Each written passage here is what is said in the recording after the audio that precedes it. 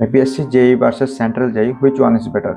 आज हम APSC JE और सेंट्रल जेई के बीच कुछ इंपॉर्टेंट डिफरेंसेस डिस्कस करेंगे। बाकी आप अपना कंक्लूजन खुद ड्रॉ कर लेना।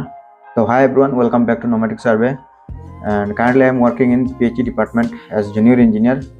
और उसके बाद मैं एपीएससी जेई का जो पीडब्ल्यूडी एग्ज़ाम होता है उसके भी क्रैक किया है। तो फिलहाल अपॉइंटमेंट को वेट कर रहा हूँ। तो आज कुछ बात करेंगे, जैसा कि मैंने बोला है, APSC JE versus central JE के ऊपर। तो वैसे इस वीडियो के अंत में मेरा एक्सपीरियंस शेयर करूंगा। मैंने भी मतलब 2-3 बार एसएससी जेई एग्जाम दिया है और एपीएससी जेई भी टोटल 3 बार दिया है मैंने एपीएससी जेई। तो वीडियो अंत तक देखिए गाइस, और चैनल पर नए तो प्लीज चैनल को सब्सक्राइब कर देना, वीडियो को लाइक कर देना। Let's start today's video. इस वीडियो को मैंने कुछ पॉइंट से डिवाइड किया हो, तो उसी पॉइंट को मैं फॉलो करते हुए वीडियो स्टार्ट करता हूँ। तो first point is conducting body. सबसे पहले कंडक्टिंग बॉडी की बात करते हैं। एपीएससी जेई की कंडक्टिंग बॉडी होती है आसाम पब्लिक सर्विस कमीशन, जो एपीएससी है।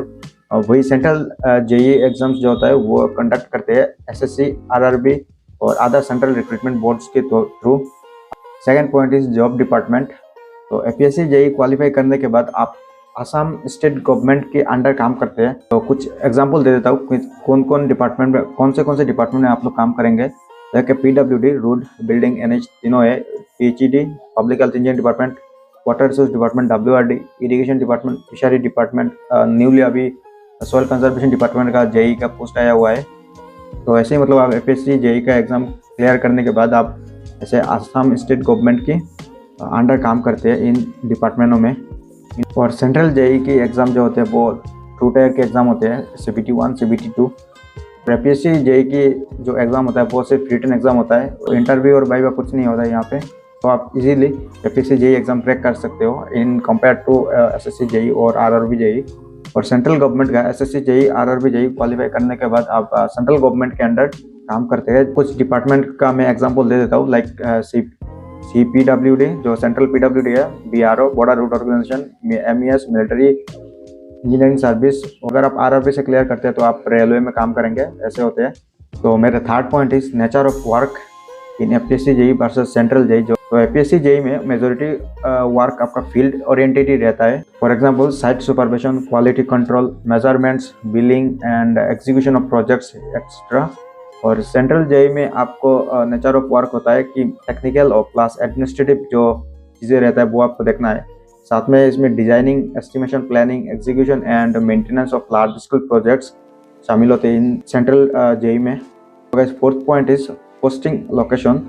तो ऐसे न कि एपीएससी जेई स्टेट गवर्नमेंट के अंडर कंडक्ट की जाती है, तो इसीलिए एपीएससी जेई में पोस्टिंग मोस्टली असम के अंदर ही होता है। अक्सर आपको होम डिस्ट्रिक्ट या फिर होम डिस्ट्रिक्ट के पास वाला डिस्ट्रिक्ट में आपको पोस्टिंग मिलने का चांस रहता है। और सेंट्रल जेई में आप पोस्टिंग अक्रॉस इंडिया होती है, कभी नॉर्थ इंडिया, कभी साउथ इंडिया, कभी ईस्ट वेस्ट, जहाँ पे आपको पोस्टिंग मिलेगा वहाँ आपको ज्वाइन करना पड़ेगा या फिर काम करना पड़ेगा। और कभी कभी remote areas posting anywhere possible रहता है एसएससी जेई या फिर आरआरबी जेई के थ्रू। और स्पेशली जो बीआरओ में ज्वाइन करेंगे, बॉर्डर रूट ऑर्गेनाइजेशन, वहाँ तो मतलब बहुत ही रिमोट एरिया है बॉर्डर के पास, एज यू नो, नेटवर्क वगैरह भी नहीं मिलता है। And fifth point is promotion structure. तो एपीएससी जेई में आप ज्वाइन करते ही एज ए जूनियर इंजीनियर, फिर प्रमोट होते होते assistant engineer, then assistant executive engineer और एग्जीक्यूटिव ईयर बनने का चांस रहता है। कभी कभी लोग सुपरिटेंडेंट इंजीनियर भी बन जाते हैं जेई से। और सेंट्रल जेई में भी प्रमोशन स्ट्रक्चर ऑलमोस्ट सिमिलर होता है, लेकिन मतलब generally promotion speed central JE में थोड़ी फास्ट होती है, specially in some departments. And guys, sixth point is salary and pay scale for both APSC JE and central JE के लिए। तो एपीएससी जेई और सेंट्रल जेई दोनों का पे स्केल बहुत ही डिफरेंस है। तो अगर ग्रॉस सैलरी की बात की जाए APSC JE versus central JE की, तो मतलब ये कंपेयर करने का कोई मतलब भी नहीं है, क्योंकि तो एपीएससी जेई क्लियर करने के बाद जब आप एज जेई ज्वाइन करते हो न्यू, तो वहाँ पे आप लोग सैलरी मिलेगा मतलब 40K के अराउंड। तो वो ग्रॉस सैलरी है और टैक्स वगैरह काट के 5000 टैक्स के आसपास रहता है। और 35,000 के अराउंड आपको इन एंड सैलरी मिलेगा first month.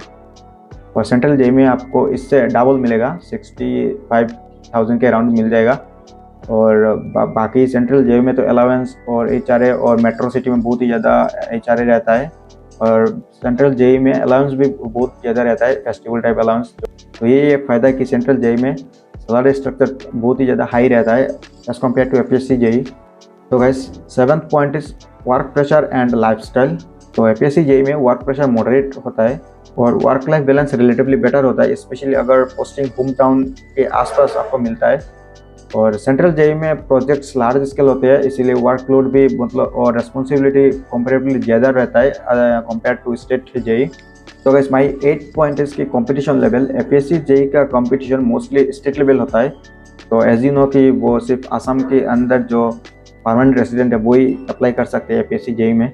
And as compare to central JE, तो सेंट्रल जेई की कंपटीशन ऑल इंडिया लेवल होता है, इसलिए डिफिकल्टी लेवल भी थोड़ा हाई रहता है और वहाँ पे आपको CBT 1 CBT 2 क्लियर करना पड़ेगा, देन आपको बाकी जो प्रोसेस वो कंप्लीट करना पड़ेगा।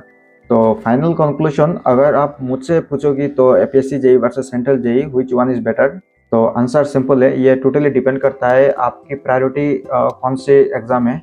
अगर आपको चाहिए होम डिस्ट्रिक्ट या फिर अगर आपको चाहिए होम स्टेट तो स्टेबल लाइफ लेस ट्रांसफर, तो एपीएससी जेई बेटर ऑप्शन है। अगर आपको चाहिए all India exposure plus better growth opportunities और सेंट्रल गवर्नमेंट पार्ट्स जो मतलब अलाउंसेस वगैरह रहता है, तो सेंट्रल जेई बेटर ऑप्शन है आपके लिए। तो और एक इम्पॉर्टेंट पॉइंट, एपीएससी जेई और सेंट्रल जेई का सिलेबस भी काफ़ी हद तक ओवरलैप करता है, इसीलिए दोनों एग्जाम्स की प्रिपरेशन साइमल्टेनियसली करना पॉसिबल है। दोनों एग्जाम्स आपकी लाइफ चेंज करने की पोटेंशियल रखते हैं, इसलिए किसी एक एग्जाम को इग्नोर मत करना, give your best shot, both exams are equally important. So अभी बात करते हैं गाइज मेरे एक्सपीरियंस के ऊपर। तो मैंने एसएससी जेई सिर्फ 3 बार दिया है और एपीएससी जेई भी 3 बार दिया है।